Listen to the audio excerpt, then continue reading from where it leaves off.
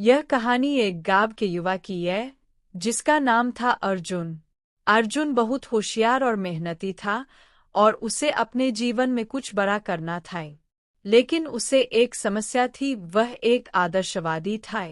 वह हमेशा खुद से और दूसरों से अवास्तविक अपेक्षाएं रखता था। प्रारंभिक संघर्ष। अर्जुन के दादा, जो गांव में बहुत सम्मानित व्यक्ति थे, ने हमेशा उसे सिखाया था कि जीवन में हमेशा सबसे उच्च आदर्शों का पालन करना चाहिए। अर्जुन ने इस बात को अपने जीवन का सिद्धांत बना लिए। वह चाहता था कि हर काम, हर निर्णय और हर लक्ष्य पूर्णता के साथ हासिल, चाहे स्कूल की परीक्षा हो, खेती का काम हो या दोस्तों के साथ खेलना। वह हमेशा चाहता था कि सब कुछ परफेक्ट। एक दिन अर्जुन ने स्कूल की परीक्षा में 90% अंक प्राप्त किए। यह एक बड़ी उपलब्धि थी, लेकिन अर्जुन खुश नहीं था। उसे लगा कि अगर वह और मेहनत करता तो शायद 100% ला सकता था। इसी सोच ने उसे खुद से निराश कर दिए। उसे लगा कि वह कभी अपने आदर्शों के अनुसार नहीं जी पा रहा था। आदर्शवाद का जाल। अर्जुन का आदर्शवादी दृष्टिकोण केवल उसकी पढ़ाई तक सीमित नहीं था, गांव के लोग भी उसके आदर्शों से प्रभावित थे। वह चाहता था कि गांव के लोग हमेशा ईमानदार रहें, पूरी मेहनत से काम करें और कभी गलतियां न करें।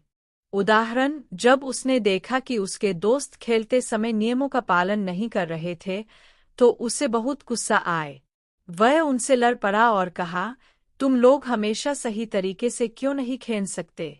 अगर हम नियमों का पालन नहीं करेंगे तो हम कभी जीत नहीं पाएंगे। उसके दोस्त चौंक गए, क्योंकि उनके लिए खेल सिर्फ मजे का साधन था, लेकिन अर्जुन के लिए यह भी एक आदर्श की तरह था। धीरे धीरे अर्जुन के दोस्तों ने उससे दूरी बनानी शुरू कर दी। वे उसकी परफेक्शन की चाहत से परेशान हो गए थे। अब अर्जुन अकेला रहने लगा, क्योंकि वह सोचता था कि दुनिया वैसी नहीं है जैसी होनी चाहिए। जीवन का बदलाव। कुछ साल बाद गांव में एक संत आए, जो लोग कहते थे कि वह बहुत ज्ञानी थे। संत का नाम साधु बाबा थे। गांव के लोग उनकी बातों को ध्यान से सुनते थे। अर्जुन भी उनसे मिलने गया, क्योंकि वह जीवन की समस्याओं का हल चाहता था। साधु बाबा ने गांव के लोगों से कहा, हम सभी अपनी क्षमता के अनुसार जीते हैं। हर कोई एक अलग रास्ते पर है।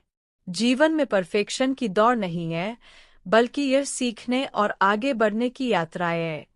अर्जुन ने उनसे पूछा, लेकिन अगर हम आदर्शों का पालन नहीं करेंगे तो क्या हम सही तरीके से जी सकते हैं? साधु बाबा ने मुस्कुराते हुए कहा, आदर्श वही है जो हमें बेहतर इंसान बनाए, न कि जो हमें खुद से दूर कर दे। प्रकृति में कोई चीज परफेक्ट नहीं होती, फिर भी यह सबसे खूबसूरत है। क्या तुमने कभी सोचा है कि कमल कीचड़ में खिलता है? अगर कीचड़ न हो तो कमल भी नहीं खिल सकता।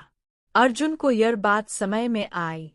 उसने महसूस किया कि जीवन में आदर्श होना गलत नहीं है, लेकिन जब हम अपने आदर्शों के पीछे भागते हुए खुद को या दूसरों को कष्ट में डालते हैं, तो हम जीवन के असली सार को खो देते हैं। आदर्शवाद के नुकसान। अर्जुन ने महसूस किया कि उसके आदर्शवादी दृष्टिकोण ने उसे खुशी से दूर कर दिया था। उसे हर चीज में पूर्णता चाहिए थी, लेकिन जीवन में पूर्णता कभी भी एक आसान रास्ता नहीं होता है। उसे यह भी समझ में आया कि जब हम अवास्तविक अपेक्षाएं रखते हैं तो हम केवल निराशा ही पाते हैं। आदर्शवाद का सबसे बड़ा नुकसान यही है कि यह हमें वास्तविकता से दूर ले जाता है। हम अपने जीवन को आदर्शों के अनुसार ढालने की कोशिश करते हैं, और जब हम इसमें असफल होते हैं तो हम खुद को दोषी मानने लगते हैं। उदाहरण, अर्जुन ने देखा कि उसके दोस्त, जो हमेशा नियमों का पालन नहीं करते थे, फिर भी खुश थे। वे जीवन का आनंद लेते थे और उसकी छोटी छोटी गलतियों को दिल से नहीं लगाते थे। लेकिन अर्जुन, जो हमेशा आदर्श जीवन जीने की कोशिश करता था, अपने ही नियमों के जाल में फंस गया था। बदलाव की यात्रा। साधु बाबा के साथ कुछ समय बिताने के बाद अर्जुन ने अपने जीवन के आदर्शों को थोड़ा कम करने का फैसला किया। उसने महसूस किया कि हर किसी की अपनी यात्रा होती है और जीवन में गलतियां भी एक आवश्यक हिस्सा है। आदर्शों का मतलब यह नहीं होता कि हम बिना गलती किए जीवन जिए, बल्कि यह होता है कि हम अपनी गलतियों से सीखें और आगे बढ़ें। अब अर्जुन अपने दोस्तों के साथ बिना किसी आदर्शवादी दबाव के खेलता था। उसने स्कूल में भी खुद से कम अपेक्षाएं रखीं, और जब वह असफल होता था तो वह खुद को माफ कर देता था। उसने देखा कि जब उसने अपने आदर्शों के प्रति संतुलन बना लिया तो उसका जीवन सरल और खुशहाल हो गए। आदर्शवाद और संतुलन। अर्जुन की कहानी से हमें यह सीखने को मिलता है कि आदर्शवाद अपने आप में बुरा नहीं है, लेकिन जब हम इसे वास्तविकता से जोड़कर नहीं देखते तो यह हमें दुखी कर सकता है। जीवन में संतुलन आवश्यक है।